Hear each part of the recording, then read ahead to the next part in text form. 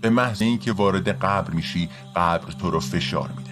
فشاری که میتونه یک آغوش گرم و دوستانه باشه، یا این که میتونه فشاری باشه که تمام استخونای بدنت رو خرد میکنه. قبر یه جای تنگ و تاریک و ترس بر هر انسانی غالب میشه. مؤمن و غیر مؤمن نمیشناسه.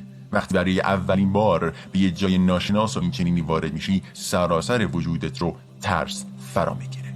اللهم انی اعوذ بک من عذاب القبر. بارالها از عذاب قبر به خودت پناه میبریم.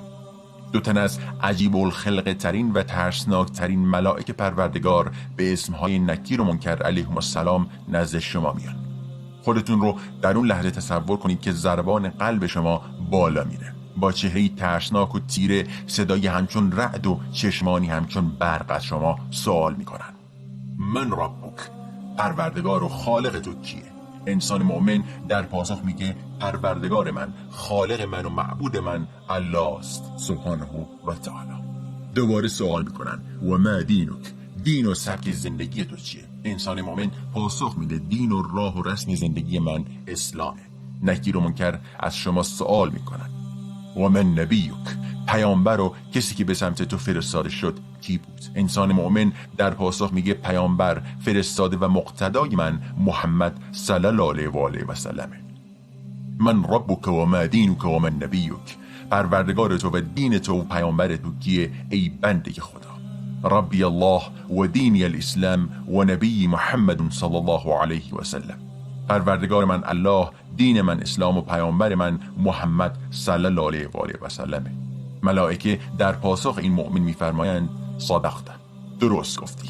و این گونه است که یثبت الله الذین آمنوا بالقول الثابت فی الحیاة الدنیا و فی الاخره.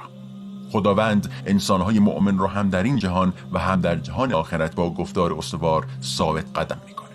ملائک به فرمان پروردگار به قبر دستور میدن تا وسیع، روشن و خوشبو بشه و جای مؤمن تا روز قیامت به یکی از باغهای بهشتی تبدیل میشه.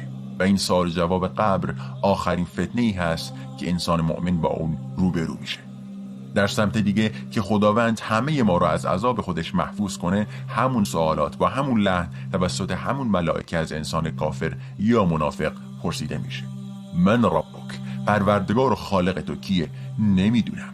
و ما دینک، دین و سبک زندگی تو چیه؟ نمیدونم. اونا گفتن که باید ایمان بیارم. و من نبیک، پیامبر و کسی که به سمت تو فرستاده شد کی بود؟ نمیدونم.